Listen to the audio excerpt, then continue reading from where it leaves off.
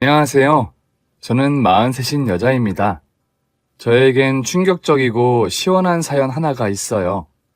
재작년에 일이 끝난 뒤 한참 동안 정신과를 다니며 치료를 해서 이제야 남들에게 편하게 말할 수 있게 되었네요. 그럼 과거를 떠올려 그때의 사연을 몇 자 써보도록 하겠습니다. 저는 남편과 4년의 연애 결혼을 했어요. 대학 졸업 후 취직하며 소개팅으로 만나 인연이 된 사람이었습니다. 그이와 저는 남들처럼 사랑하기도 하고 싸우기도 하며 미운 정, 고운 정을 쌓고 백년가약을 맺었어요. 가끔 대화가 통하지 않아 마음이 상할 때도 있지만 그이만큼 저의 성격을 잘 맞춰주는 사람이 없다고 생각했답니다. 양가 부모님은 저희가 결혼한다는 소식을 전하자 하나같이 모두 기뻐하셨습니다. 저희 둘 사이를 잘 알고 있는 데다 빨리 손주 보기를 원하셨기 때문에 반대하는 사람이 없었답니다. 그렇게 남편과 결혼 생활을 시작했는데 1년 동안은 참 좋았어요. 시어머니가 시자 노릇은커녕 뭐라고 잔소리를 하지 않아 저희 부부는 하고 싶은 대로 하면서 살았습니다. 그런데 1년이 지나자 시어머니의 잔소리가 시작되었어요. 결혼한 지가 언제인데 왜 아직도 당신의 손자를 갖지 않느냐고 화를 내셨답니다. 아가야, 너 내가 아무 말 안 한다고 애를 갖지 않는 거냐? 아님 열심히 노력하는데 애가 생기지 않는 거야? 내가 너희 결혼 전에 이야기했지. 무슨 일이 있어도 우리 집안의 대를 이어야 한다고. 어머님, 안 그래도 노력하고 있어요. 그러니 조금만 기다려주세요. 1년이면 기다릴 만큼 기다린 거 아니냐? 네 시아버지가 돌아가실 때 꼭 우리 집 대를 이어야 한다고 유언을 한 거 기억하지? 네, 어머님. 잘 알고 있습니다. 저랑 준현 씨가 연애할 때 제 손을 잡고 말씀하셨었죠. 어머님, 무슨 일이 있어도 아버님의 유언을 꼭 지키도록 하겠습니다. 저희 시아버지는 종손인데다 굉장히 가부장적인 분이셔서 이런 유언을 남기셨답니다. 여하튼 저는 아들 하나 못 낳겠어 하는 마음으로 지냈는데 결혼 생활 1년 동안 무던히 노력했는데 아들은커녕 임신 자체가 되지 않아 굉장히 힘들더군요. 남들은 쉽게 임신하는 것 같은데 저는 왜 이럴까 하며 스트레스를 심하게 받았답니다.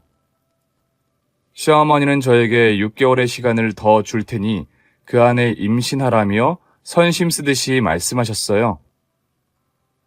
기분이 언짢긴 하지만 아이를 낳아야, 그것도 아들을 낳아야만 시어머니와의 보이지 않는 벽을 넘어뜨릴 수 있을 것 같았습니다. 하지만 약속한 6개월이 지나도 임신이 되지 않았어요.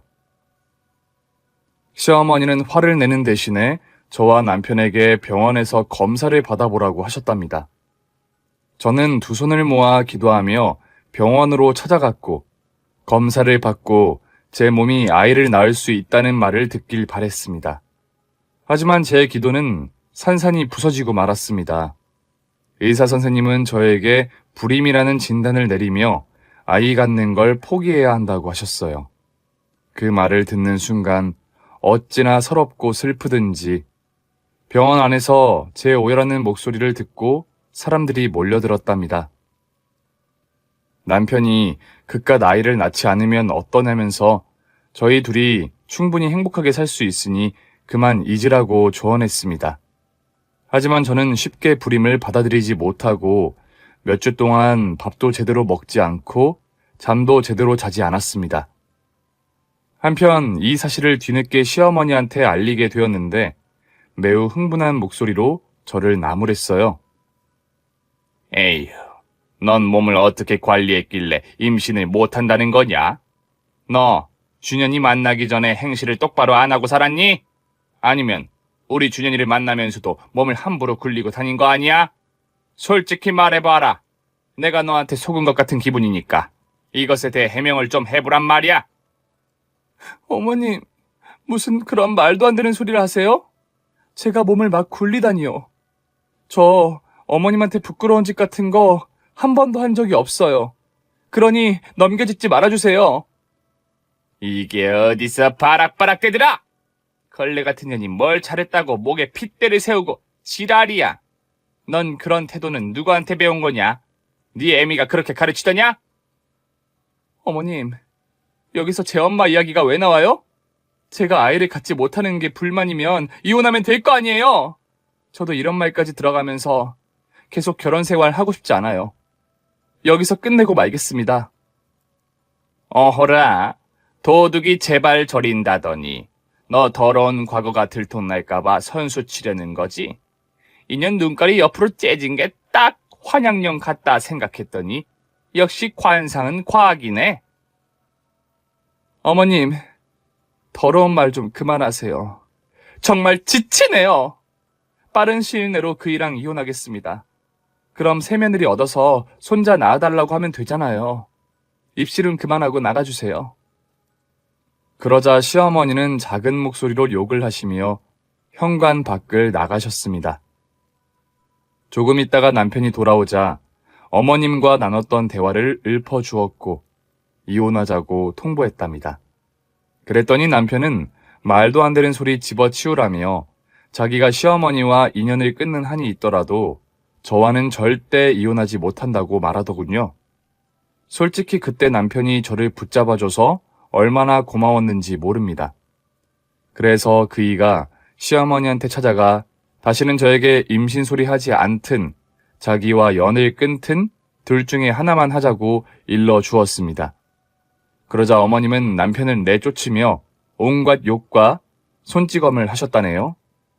한동안 시어머니와 연락을 끊고 지냈는데 그이가 제 마음을 몹시 편하게 해줘서 더할 나위 없을 만큼 행복했던 것 같아요.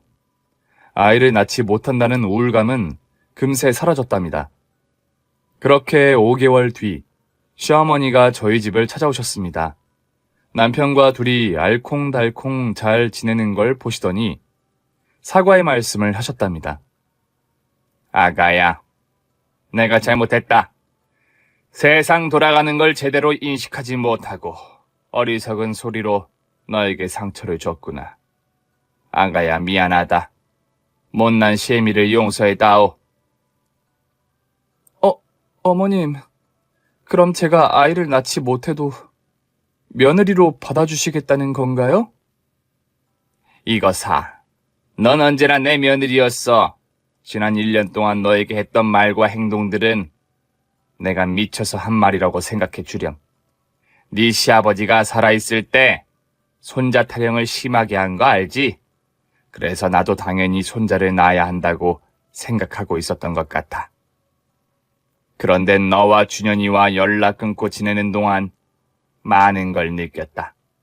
그깟 손자가 없다고 우리 인생이 어떻게 되지 않는다는 걸 말이야. 그리고 지금껏 쌓아왔던 너와 나의 정이 있는데 어찌 인연을 끊을 수가 있겠니? 아가, 이 시애미가 미쳐 돌아 날뛰었다고 여기고 한 번만 용서해 다오. 시어머니가 그렇게까지 사과를 해주시는데 계속 모른 척할 수는 없는 노릇이겠더라고요. 그래서 서운했던 마음이 드러나도록 눈물을 보이며 시어머니의 사과를 받아들였습니다. 알겠어요, 어머님. 어머님을 용서할게요. 그리고 저도 사과드릴게요. 어머님께 언성 높이고 대들었던 거 죄송합니다. 고맙구나, 아가야. 내 새끼, 이리 오너라. 애미 품에 안기렴.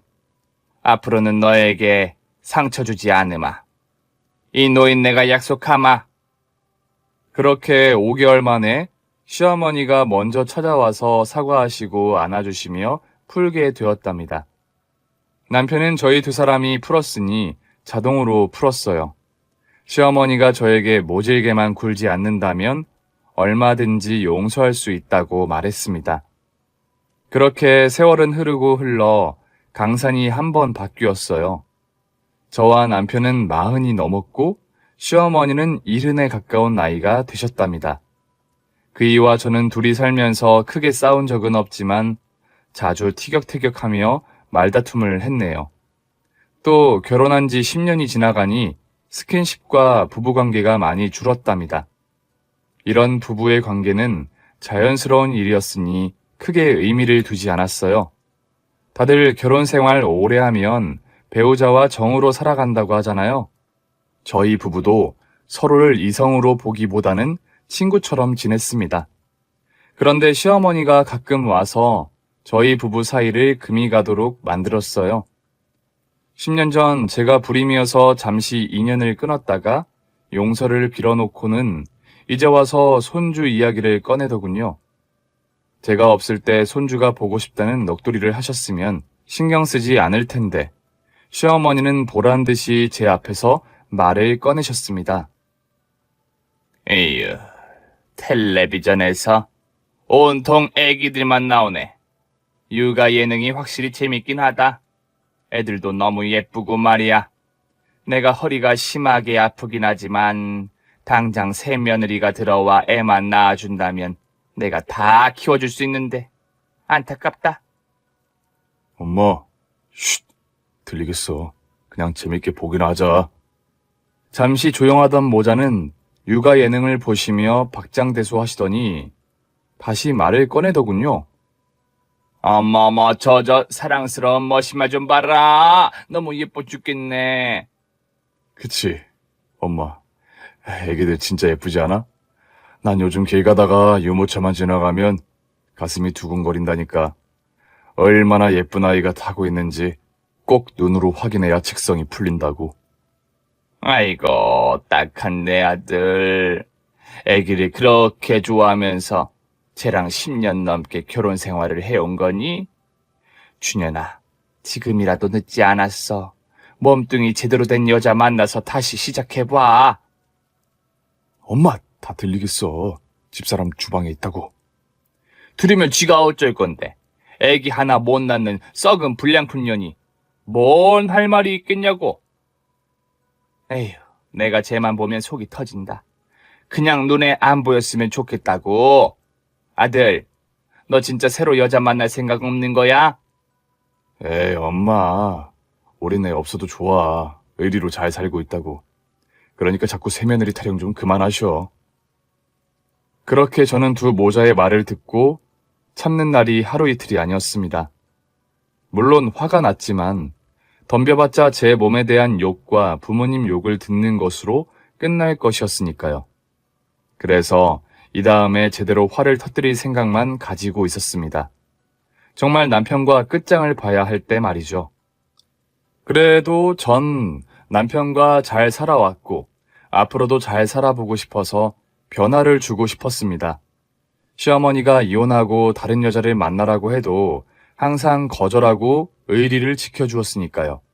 남자는 여자 하기 나름이니 제가 예뻐지고 달라져서 다시 신혼과 같은 시절로 되돌아가 보기로 했어요.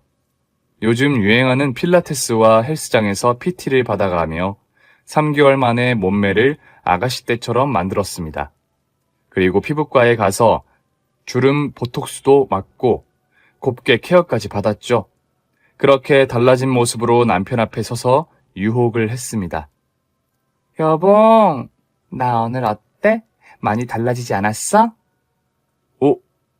뭐가 달라졌지? 아, 가르마를 오른쪽으로 탔구나. 그치? 뭐? 여보, 나 당신한테 잘 보이려고 몸매도 가꾸고 피부도 관리받았다고.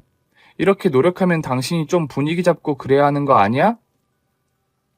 여보, 부부끼리 왜 이래? 나 오늘 무지하게 피곤하거든. 괜히 건들지 말고 옷 챙겨 입어. 그렇게 살을 빼봐야 앞판인지 뒷판인지 구분 안 되는 건 매한가지라고. 뭐야, 이 나쁜 인간아? 내가 당신한테 잘 보이려고 노력한 게 잘못이지. 당신 나중에 괜히 하고 싶을 때 건들지 마라. 그땐 내가 확 꼬집어 버릴 테니까. 이 새우깡만한 놈아. 아이고, 꿈도 야무지셔. 당신 건들고 싶은 생각은 단 1도 없거든요, 아줌마. 괜히 김칫국 마시지 말고 조용히 옷 입고 밥이나 차려주세요. 그이는 제가 노력해도 전혀 달라지지 않았습니다.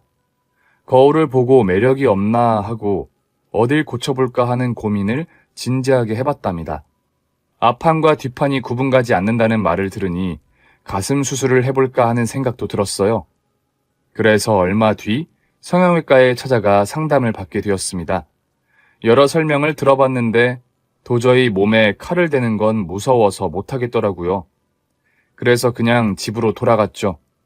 아파트 단지에 들어서자 남편의 차가 주차장에 들어온 게 보였습니다. 퇴근 시간보다 2시간이나 빨리 와서 무슨 일인가 했죠. 여하튼 일찍 퇴근한 남편한테 맛있는 거나 해줄 생각으로 그이의 차를 향해 걸어갔어요. 이윽고 자동차 문이 열리자 손을 흔들려고 했는데 조수석에서 웬 여자와 같이 내리더군요. 남편은 뭐가 그리 좋은지 입꼬리가 귀에 걸려 있었습니다. 두 사람의 대화에 귀를 기울였더니 불륜 사이가 분명하더군요. 우리 자기, 오늘 가슴이 더 커진 것 같아. 정말? 그럼 나 살찐 건가? 에이, 다이어트 실패네. 자기가 뺄 살이 어딨다고 다이어트를 해. 이 몸매 그대로 유지해줘. 난 자기 같은 글래머가 좋으니까. 에이, 짐승, 그만 좀 밝혀. 그래, 그럼 자기 집에 가서 밝혀야겠다. 얼른 들어가자. 아이, 몰라. 둘은 아주 꼴값을 떨고 자빠졌더군요. 눈앞에서 본 남편의 불륜질에 저는 하나도 떨리지 않았습니다. 이것들을 당장 개박살 내고 다 깨 부숴야겠다는 생각만 들었어요. 그래서 두 사람이 몇 층으로 가는지 확인하려고 했는데 상간녀가 알아서 자기 호수의 우편함에 손을 넣어 우편물을 빼더군요. 정확히 확인하고 뒤따라 올라갔습니다. 초인종을 울리자 누구냐는 물음에 아래층에 사는 사람이라고 대답했답니다. 상간녀는 현관문을 열며 제 얼굴을 확인했어요. 아래층이라고요? 무슨 일로? 아래층 사람이 아니고 너랑 지금 같이 있는 놈의 마누라다, 이 시방새야. 이년 졸라 글래머네. 좋겠다, 이년아. 저의 핸드백으로 상간녀 얼굴을 갈겨버리고 배를 걷어차서 거실 바닥에 쓰러지게 만들었어요. 저는 신발을 신은 채 안으로 들어가 몽둥이로 쓸만한 걸 찾아봤어요. 현관 입구 서랍장이 하나 있었는데 맨 위에 줄넘기가 보이더군요. 저는 이거다 싶어서 바로 집어들었습니다. 한편 방에 있던 남편이 상간녀가 우당탕탕 넘어지는 소리를 듣고 뛰쳐나왔어요. 저는 말 대신 줄넘기를 채찍 삼아서 남편의 면상과 몸을 휘갈겼습니다. 사사삭 소리가 나며 남편을 쓰러뜨렸고 두 년놈을 발로 밀어서 들러붙게 했답니다. 그리곤 줄넘기를 사정없이 내리치며 소리를 질렀습니다. 이 발정난 짐승들아! 마누라가 바로 옆동에 살고 있는데 거리낌 없이 바람을 피워? 얼마나 많이 했으면 거리낌이나 눈치 하나 보지 않고 들어오냐? 이 분리수거도 안 되는 쓰레기들아! 여보, 따가워. 그게 아니라 내 말 좀, 따가워. 우리 말로 하자. 따가워. 오빠, 따가워. 이년이 오빠 마누라야? 따가워. 듣던 대로 절벽이네. 샤워할 때 가슴에 물도 안 묻겠다고. 따가워. 그렇지. 자기랑 비교 안 되지? 따가워. 자기야, 우리 그냥 맞고 나서 대놓고 만나자. 따가워. 그래, 차라리 잘 걸렸네. 나 오빠 애기 가졌으니까 오늘 끝내면 되겠네. 따가워. 야, 그만해. 나 임산부야. 애기 가진 몸이라고. 저는 임신이라는 말에 줄넘기 매질을 멈추고 말았습니다. 뭐? 임신? 이것들이 아주 가지가지 하는구나. 그래, 임산부녀는 그만 맞고 당신은 조금 더 맞아봐. 이번에는 줄넘기에 줄을 잡고 남편에게 휘둘렀습니다. 줄넘기의 나무 손잡이가 남편의 면상과 몸뚱이를 사정없이 갈겨대도록 말이죠. 그의 얼굴에 새까만 멍이 들고 코에서 피가 철철 날 때쯤 몽둥이질을 그만두었습니다. 그이는 반송장이 되어 몸을 일으키지 못하더군요. 에이씨, 존나 아프네. 야, 너 너무하는 거 아니야? 우리 엄마가 맨날 이혼하랬는데 참고 살아준 세월이 고맙지도 않아? 퍽이나 고맙다, 이 새우깡만한 새끼야. 2년 임신했다는 말을 들으니까 이제 뭘 해야 할지 알겠다. 너희 둘 다 내 밥이 될 준비해. 아주 그냥 야금야금 씹어먹을라니까. 저는 남편에게 이혼 소장을 날리겠다고 경고하고 상간녀에게도 고소할 테니 통장을 미리 채워두라고 경고하고 그 더러운 집에서 벗어났습니다. 그이는 상간녀의 집에서 머물기로 했는지 저희 집에는 나타나지 않았답니다. 어차피 걸렸으니 아예 대놓고 불륜을 저지르겠다 이거였죠. 그래서 다음날 변호사 사무실이 밀집한 법원 앞으로 찾아갔습니다. 하나하나 상담받아보고 제일 유능해 보이는 사람을 변호사로 고용할 생각이었죠. 그런데 시작도 전에 친정엄마한테서 연락이 왔답니다. 우리 딸 잘 지내고 있어? 엄마. 이 시간에 무슨 일이셔? 엄마 낮에는 바쁘시잖아. 그게 말이야. 엄마가 지금 병원에 와 있어. 병원? 엄마 어디 다치셨어? 아니면 무릎이 또 안 좋아지신 거야? 아니, 암이란다, 위암. 저는 암이라는 말을 듣자 심장이 철렁했습니다. 머리는 어지럽고 두 다리는 나뭇가지 부러지듯이 접혀서 길바닥에 주저앉고 말았죠. 엄마 그게 진짜야? 위암이라고? 얼마나 진행됐다는데? 딸, 미안해. 엄마가 아파서 괜히 신경 쓰이게 했지. 엄마 그걸 지금 말이라고 해? 안 되겠어. 전화통화 말고 직접 가서 확인해야겠어. 지금 어느 병원에 있어? 바로 갈게. 저는 변호사 사무실을 알아보려다가 도로 택시를 타고 엄마가 입원했다는 대학병원으로 달려갔습니다.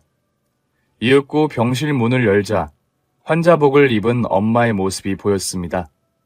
저는 눈물이 터져버리고 말았어요. 울며 불며 엄마를 붙잡고 왜 몸 관리를 제대로 안 해서 암에 걸렸냐고 화를 냈습니다. 그러면 안 되는 거였는데 저도 모르게 화가 나고 속상해서 엄마를 탓했답니다. 곧 이성을 찾은 뒤 의사 선생님과 대화를 나누었습니다. 엄마가 어떻게 해야 나을 수 있느냐고 단도직입적으로 물었죠. 선생님은 위암 2기이고 암은 다른 장기에 전이되지 않았다고 했어요.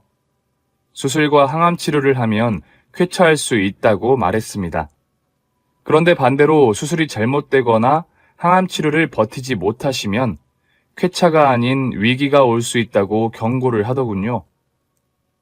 저는 후자를 믿지 않고 전자만 생각해서 바로 수술 날짜부터 잡자고 말했답니다.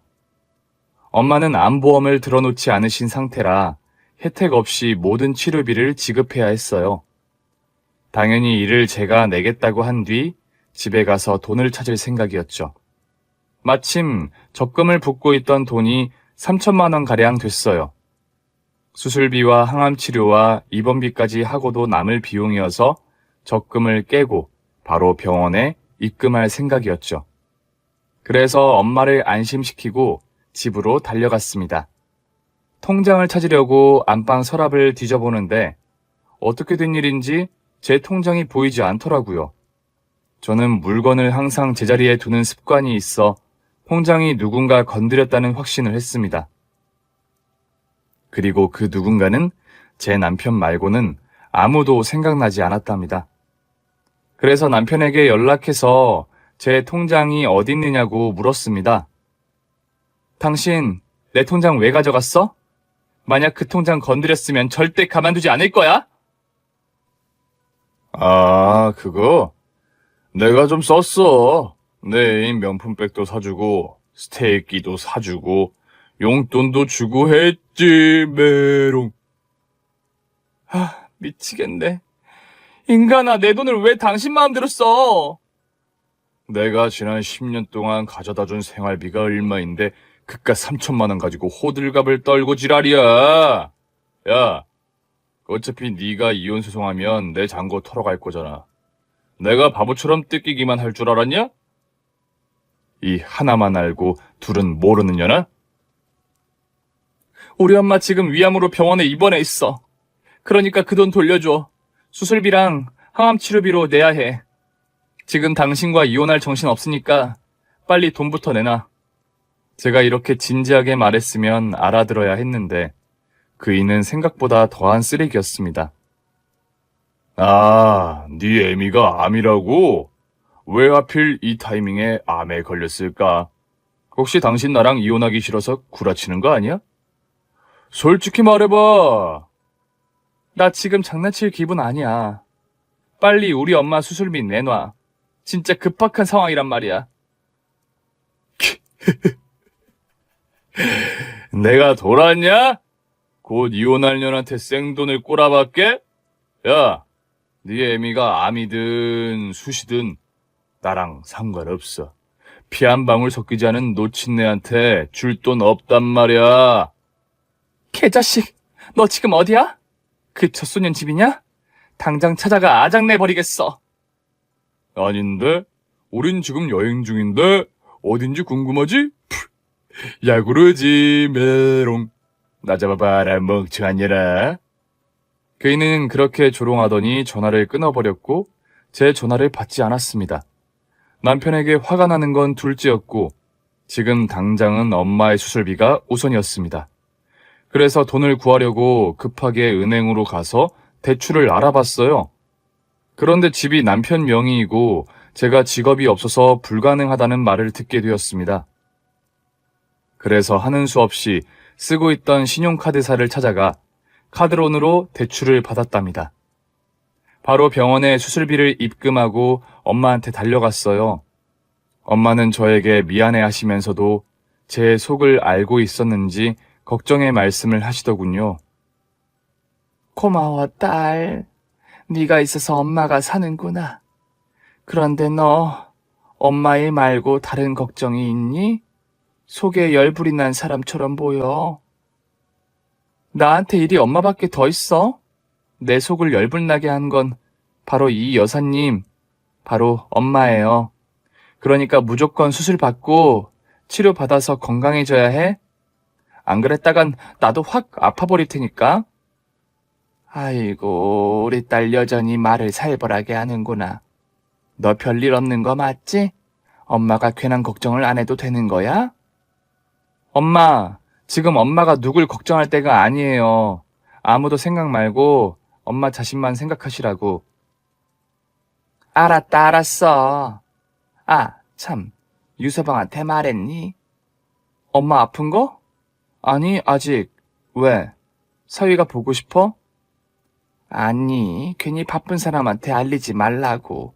내가 암 걸렸다고 하면 신경 쓰일 거 아니야. 알았어, 말하지 않을게. 사위 안 온다고 서운하다는 말이나 하지 마요. 저는 남편과 있었던 일을 비밀로 하고 엄마의 옆에 콕 붙어 있었습니다. 며칠 뒤 암 수술을 받게 되었는데 의사 선생님이 마스크를 벗으며 활짝 웃으셨답니다. 저는 그 미소를 보자마자 막혀있던 숨통이 트였어요. 수술은 성공적으로 끝이 났고 암을 완전히 없애기 위해 항암 치료를 해야 한다고 했죠. 수술보다 항암 치료가 힘들 거라고 말하더군요.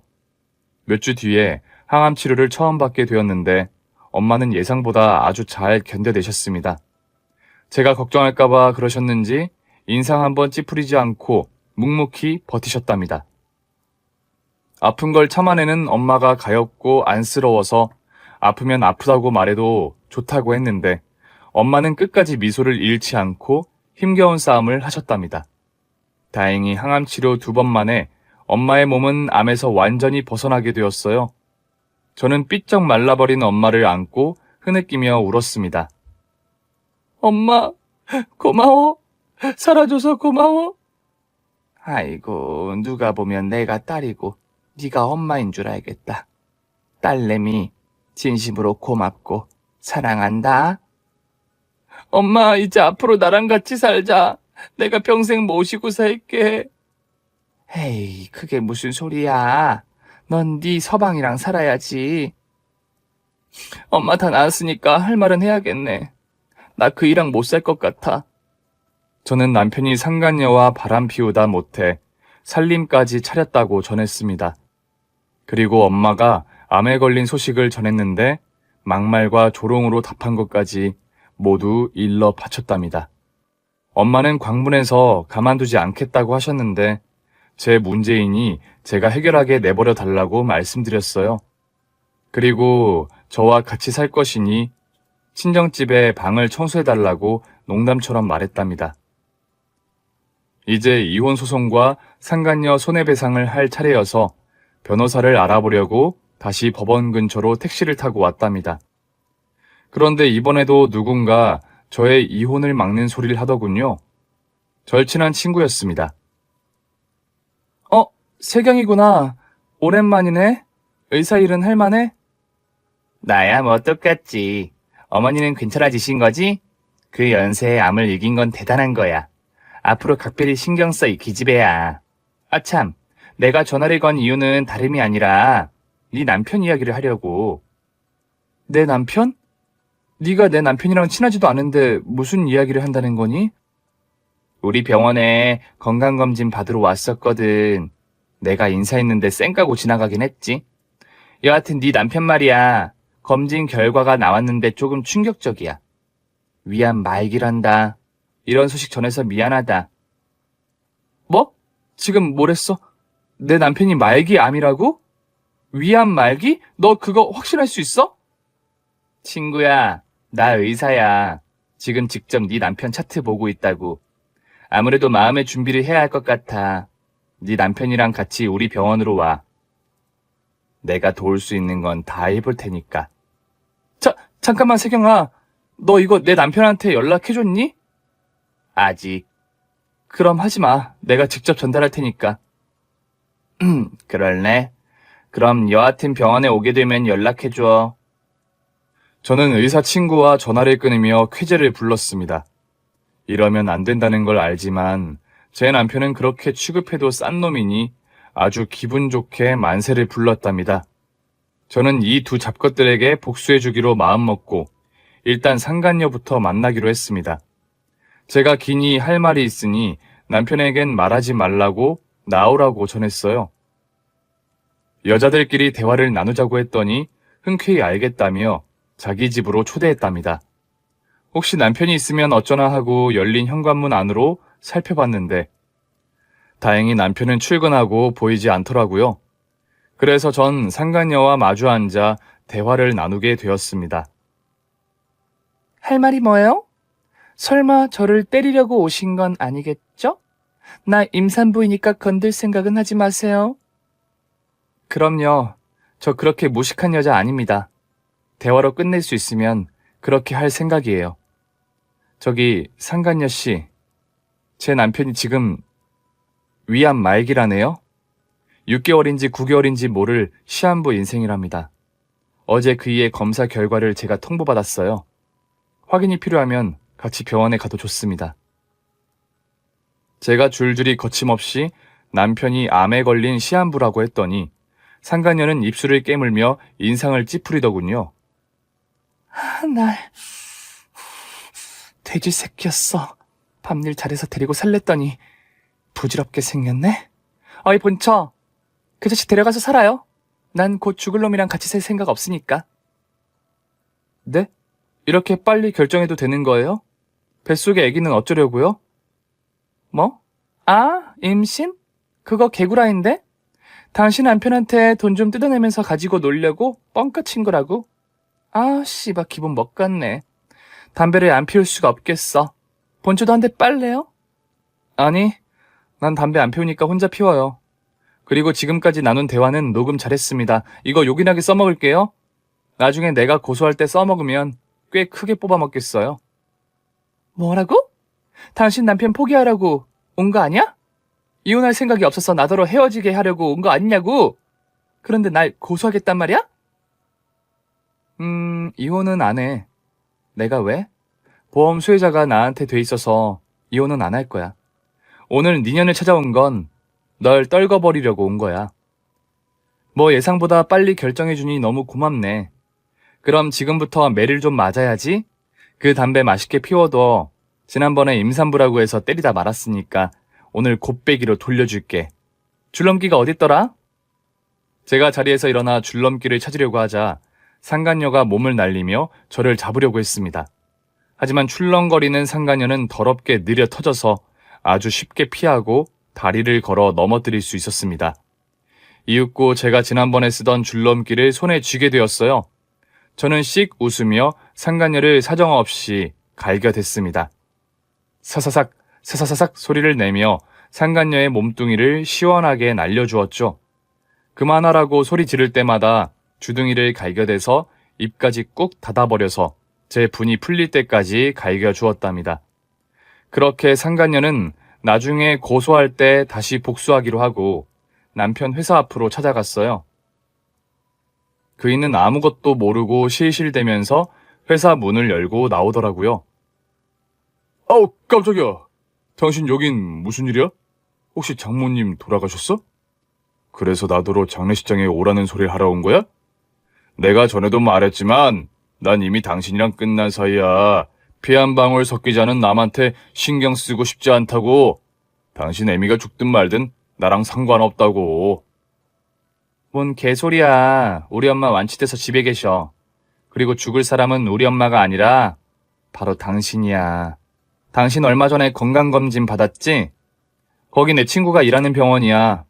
집에 우편물 왔더라. 당신 암 말기가 적힌 검진 결과물이 말이야. 자, 이거 뜯어봐. 이 옆에 내가 저 돌았나? 어디서 말 같지도 않은 소리를 하는... 뭐야? 내가 위암 말기라고? 이거 당신이 조작한 거지? 못 믿겠으면 당신이 직접 병원 가서 확인해보면 되잖아. 아, 그리고 내가 당신 소식을 상간녀 씨에게 전했는데 뭘 했는 줄 알아? 직접 들어봐. 녹음해왔으니까. 저는 상간녀와 나눈 대화를 남편에게 들려주었습니다. 그이는 스스로 머리채를 쥐어뜯어가며 분노했답니다.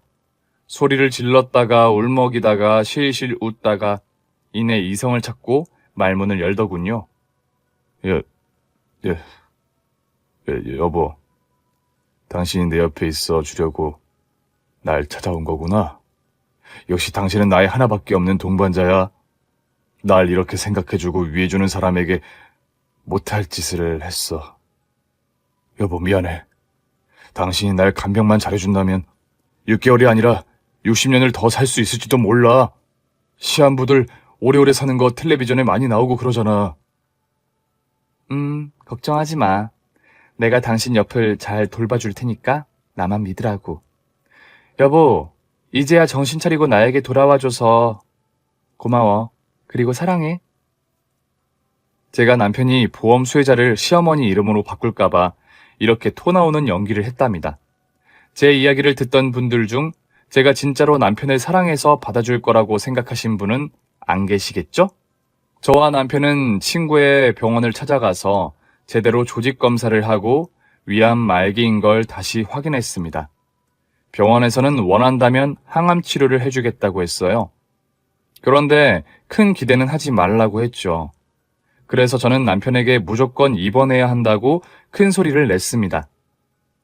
여보, 포기하면 안 돼. 내가 옆에 있을 테니까 무조건 치료받아. 난 무슨 일이 있어도 당신을 살려낼 거야. 당신 진짜로 나를 위해주는구나. 이런 사람을 두고 내가 그런 몹쓸 짓을 했다니.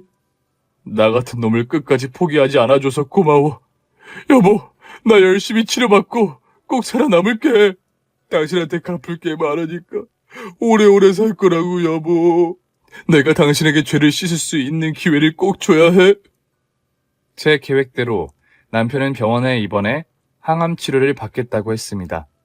환자복으로 갈아입고 마음의 준비를 하고 있을 무렵에 시어머니가 찾아왔습니다.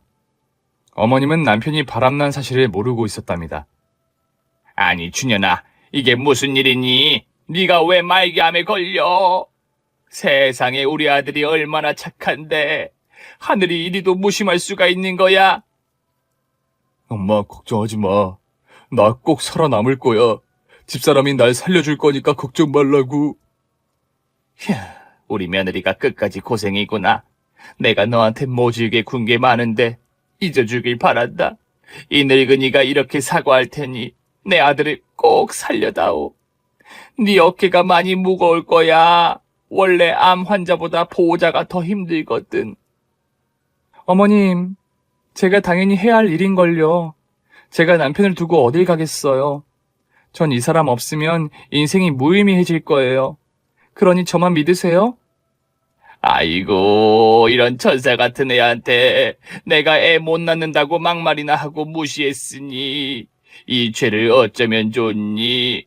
새아가 정말 고맙고 미안하다. 그리고 내 아들을 부탁하마. 너도 알겠지만 요즘 내 허리가 안 좋아서 움직이기가 힘들어. 오늘도 조카애한테 말해서 겨우 온 거라고. 어머님, 걱정하지 마세요. 여긴 제가 책임지고 지킬 테니까 어머님은 집에 돌아가서 마음 놓고 쉬세요. 아셨죠? 그렇게 시어머니까지 마음을 놓게 만들고 남편과 둘이 병실에 남게 되었답니다. 이튿날 1차 항암 치료를 시작하게 되었는데 그이는 말도 못하고 가만히 누워만 있게 되었어요. 절대로 혼자 움직일 수도 없었고 보험 수혜자를 바꿀 생각도 못하는 것 같았습니다. 그래서 전 간병인을 붙여두고 병원에서 나와버렸답니다. 이제 남편이 인생의 종지부를 찍기만을 기다리면 되는 거였죠.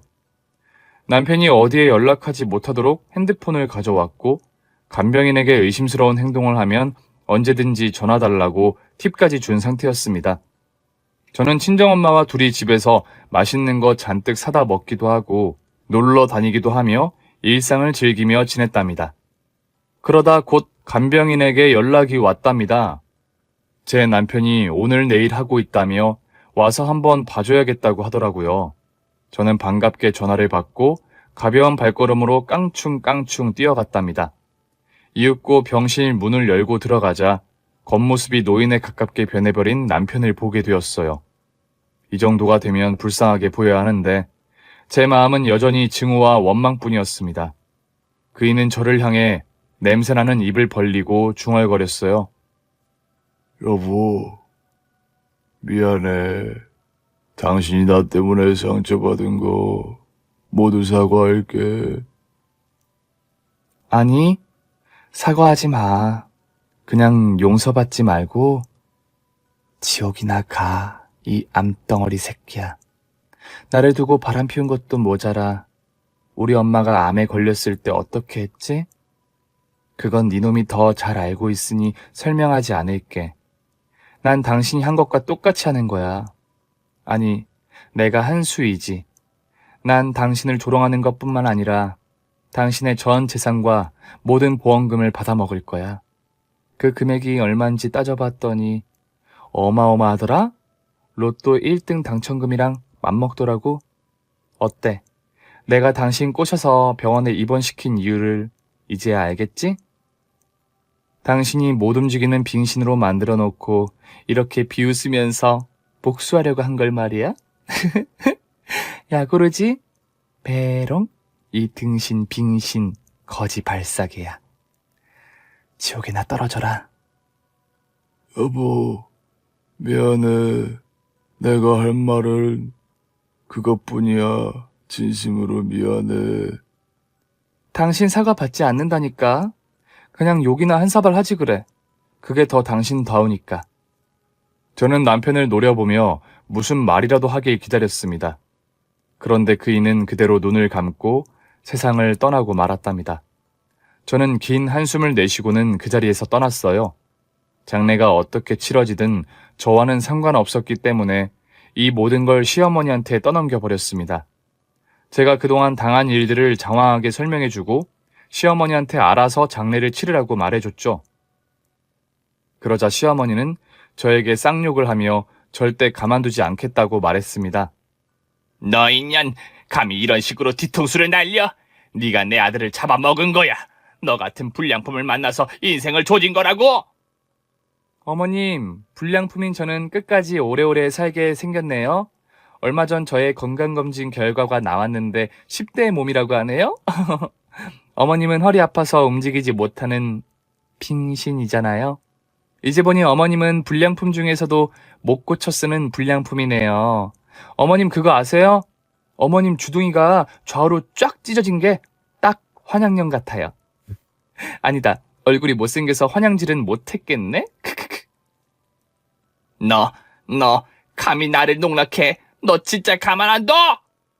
네네, 제발 그러세요.